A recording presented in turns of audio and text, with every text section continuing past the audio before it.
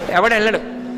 కానీ ఇన్ని చోట్ల తిరిగి నాకు పెద్ద సర్కిల్ ఉందండి అంటాడు. నాకు వాళ్ళు తెలుసండి, వీళ్ళు తెలుసండి అంటాడు.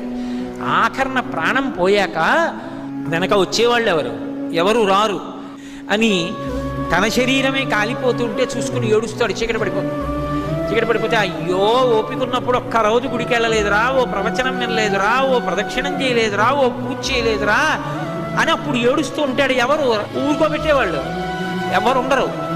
అప్పుడు అక్కడ ఎవరూ లేకపోతే చచ్చిపోయిన వాడు ఏడిచి 1000 మాటలు చచ్చిపోతారని నేనున్నాను, ఏడవకురా, ఇంకో శరీరం ఇస్తానని చెప్పడానికి అక్కడ కూర్చున్నాను పార్వతి అన్నాడు.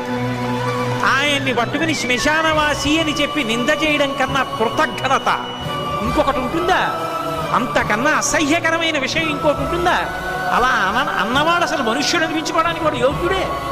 కాబట్టి అందుకు కూర్చున్నాను పార్వతి, అంతేకాని నాకు సరదా పుట్టి శ్మశానానికి వెళ్ళి కూర్చోలేదని చెప్పాడు.